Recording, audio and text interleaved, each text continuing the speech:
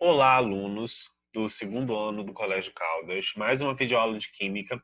Nessa videoaula, nós vamos estar falando sobre acidez e basicidade em compostos orgânicos.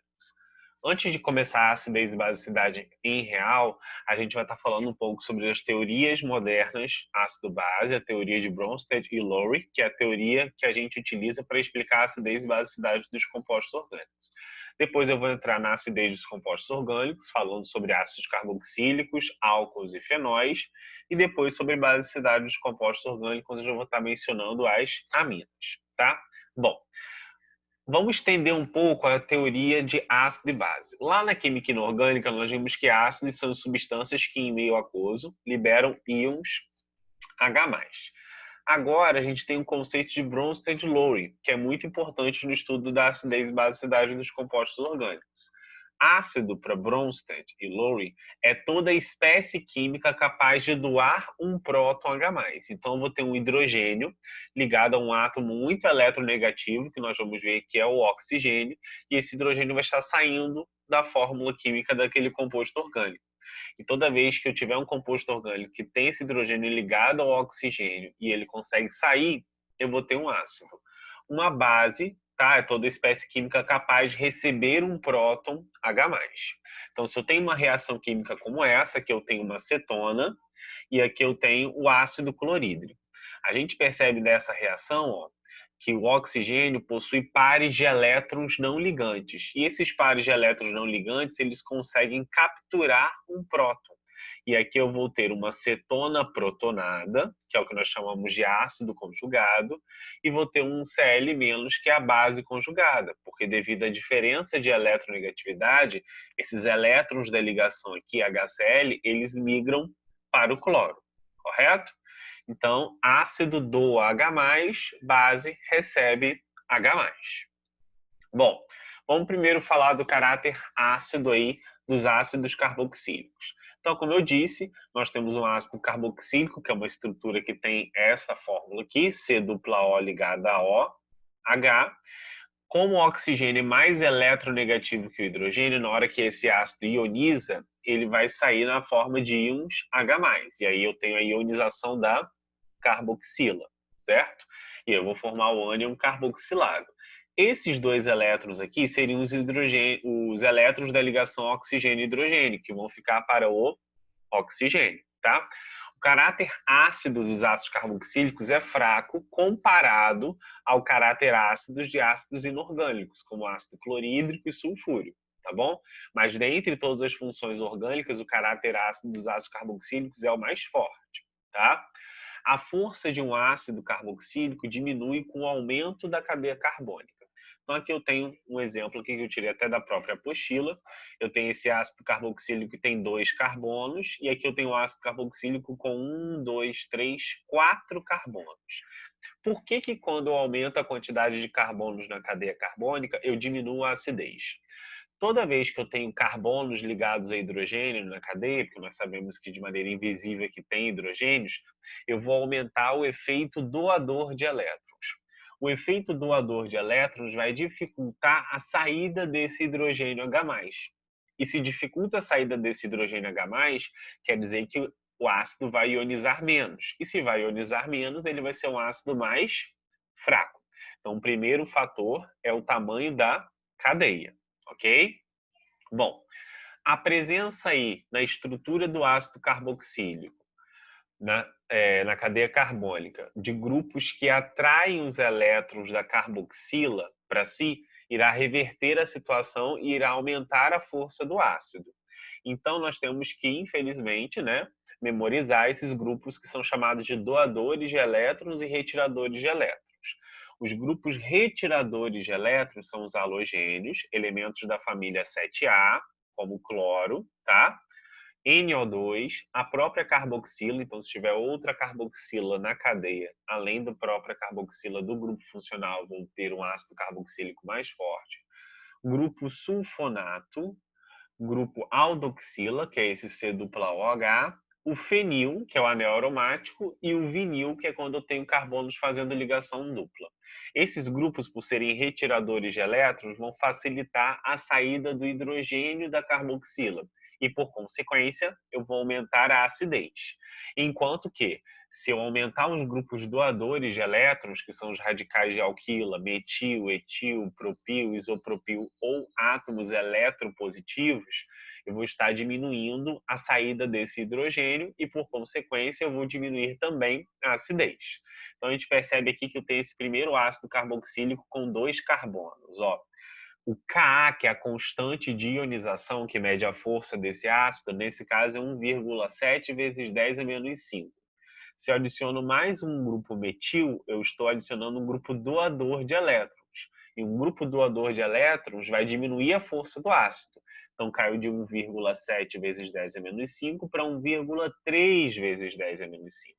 Agora, se eu adicionar um cloro, o que vai acontecer?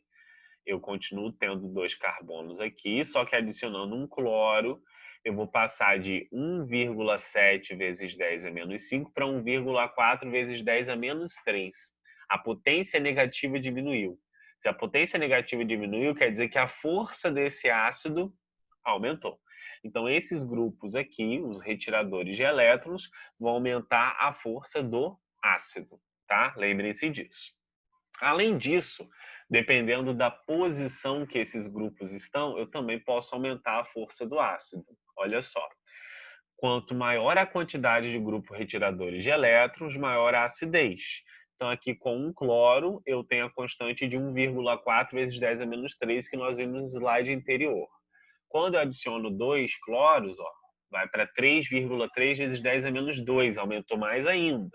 Lembrando que quando eu aumento aqui, quando eu diminuo o expoente dessa potência negativa, eu estou aumentando o valor da constante, certo? Aqui eu já tenho 3 cloros, então aumenta mais ainda, vai para 2,3 vezes 10 a menos 1.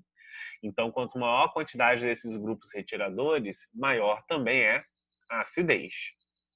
Quanto mais próximo o grupo retirador de elétrons estiver da carboxila, também maior vai ser a acidez desse ácido, porque vai retirar com mais intensidade, tá, os elétrons da carboxila, e aí eu vou também pegar e vou ter a saída do hidrogênio com muito mais facilidade. Então aqui nós sabemos que o bromo, assim como o cloro, é um halogênio. Aqui ele está mais próximo da carboxila, então esse bromo ele vai facilitar a saída do hidrogênio porque ele vai retirar os elétrons da carboxila. Ao passo que esse último bromo aqui, ó, o que está mais distante da carboxila, ele vai dificultar mais a retirada dos elétrons. Então esse hidrogênio vai sair com mais dificuldade. Então quer dizer que esse aqui vai ser um ácido menos forte. Então, quanto mais próximo o grupo doador, retirador de elétrons, perdoe, estiver da carboxila, maior vai ser a força do ácido. Quanto mais distante, menor vai ser a força do ácido. Então, existem 3 fatores que afetam a força de um ácido carboxílico, que são a presença de grupos doadores ou retiradores de elétrons na cadeia carbônica, a quantidade de grupos doadores ou retiradores de elétrons e também a proximidade desses grupos da carboxila, ok? Bom, vamos agora falar sobre os fenóis. O fenol comum, ele tem um caráter ácido mais fraco, tá? Que é o ácido carboxílico, que é explicada pela ressonância dos pares de elétrons livres do oxigênio com o anel benzênico. Nós sabemos que esses elétrons do grupo fenol, né, do anel aromático, eles estão em constante movimento. E essa constância de movimento que existe vai fazer com que, uma hora, esse oxigênio fique com uma carga positiva. E lembra que nós vimos anteriormente, né? Se eu tenho átomos muito eletropositivos, o que vai acontecer? Eu vou ter grupos doadores de elétrons. Esses átomos eletropositivos eles vão dificultar a saída do hidrogênio, que é o que acontece aqui com o grupo fenol. Então, o caráter ácido do fenol vai ser menor do que o caráter ácido dos ácidos carboxílicos, certo? Bom, o oxigênio fica parcialmente positivo, repele o hidrogênio, que também é positivo, ocorrendo então a ionização, tá? Bom, de maneira semelhante também os ácidos carboxílicos, se eu tiver grupos aí que são retiradores de elétrons, esse hidrogênio vai sair com mais facilidade. Então aqui nós temos No fenol, um metil, que é um grupo doador de elétrons. Então, esse hidrogênio aqui do ácido vai sair com mais dificuldade. O hidrogênio que caracteriza a acidez do ácido do fenol vai sair com mais dificuldade, ao passo que aqui eu tenho um cloro, que é um grupo retirador de elétrons, fazendo com que o hidrogênio aqui do grupo fenol saia com mais facilidade. Logo, esse daqui vai ser o fenol com um caráter ácido mais fraco, esse daqui vai ser o fenol com caráter ácido mais forte. E o do meio vai ser o intermediário, ok? Vamos agora aos álcools. Bom, a eletronegatividade do oxigênio também acarreta o aumento da densidade eletrônica da hidroxila ou da oxidrila, tá? Que é parte reativa do álcool.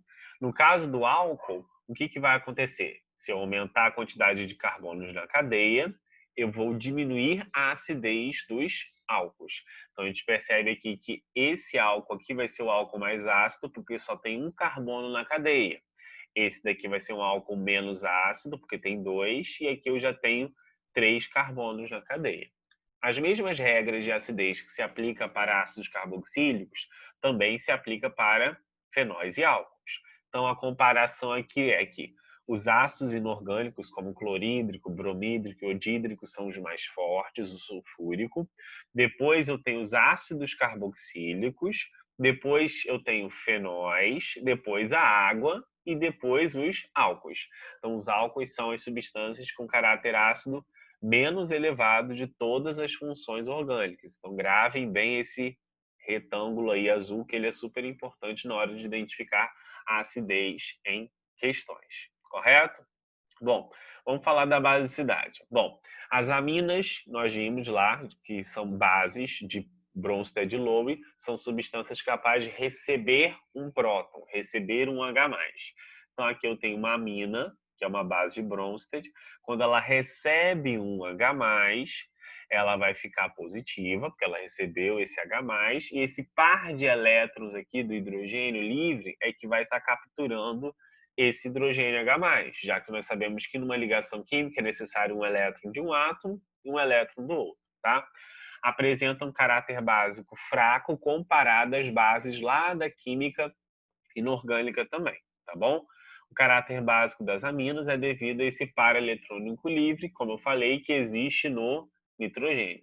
Então, aqui no nitrogênio tem um par eletrônico que é capaz de capturar esse próton. Lembrando, base captura o próton, captura o H+. Bom, da mesma forma, tá, que a gente viu dos ácidos carboxílicos, tá? A basicidade também é influenciada por efeitos indutivos. O efeito indutivo positivo, ou seja, elétron repelentes, favorecem a basicidade. E o efeito indutivo negativo, ou seja, elétron atraente, desfavorecem a basicidade. Então, os grupos doadores de elétrons vão facilitar a amina a capturar esse H+, porque são elétron repelentes, tá? Os elétron atraentes, que são os grupos doadores de elétrons, não vão facilitar aí a captura do hidrogênio H+ oriunda da amina. Então, aqui nós temos essa amina primária, só tem um grupo doador de elétrons, só um metil. Aqui nós temos uma amina secundária, com 2 grupos doadores de elétrons, o etil e o metil. E aqui também nós temos uma amina primária. Só que essa amina primária aqui ela vai ser mais fraca do que a primeira, porque aqui eu tenho um grupo retirador de elétrons. Então, quer dizer que esses elétrons vão ficar menos disponíveis para capturar o H+.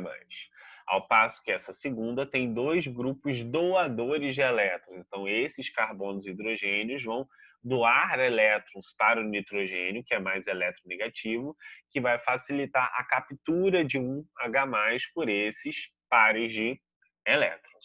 Contudo, tem uma grande coisa importante que a gente tem que destacar em relação às aminas. Nós sabemos que eu posso ter aminas primárias, secundárias e terciárias. E era de se esperar que as aminas terciárias fossem de maior basicidade, devido à presença de 3 grupos doadores de elétrons, como é o caso dessa daqui. Porém, essa presença desses grupos, 3 grupos, esses grupos são muito volumosos. e provocam um efeito espacial no sentido de dificultar a aproximação do próton, de dificultar a aproximação do H+, diminuindo muito a disponibilidade do par eletrônico e, consequentemente, a basicidade. Portanto, a trietilamina possui basicidade inferior à dimetilamina e da metilamina. Perceba o seguinte, aqui nós temos a trimetilamina.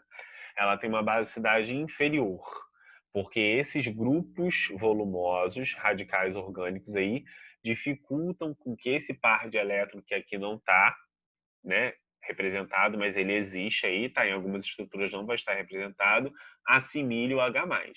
Aqui a amina secundária não, ela já é mais forte porque ela tem 2 grupos doadores de elétrons e aqui eu só tenho um grupo doador de elétrons. Logo, as aminas secundárias, ó, R2 quer dizer que eu tenho 2 grupos orgânicos, possuem 2 grupos aqui, vão ser mais fortes. As aminas primárias vão ser as aminas intermediárias. E as aminas mais fracas vão ser as aminas terciárias, que possuem 3 grupos doadores de elétrons, e a mais forte é a amônia. Correto, gente? Então, lembrem-se disso. Quem são as bases da química orgânica? As aminas.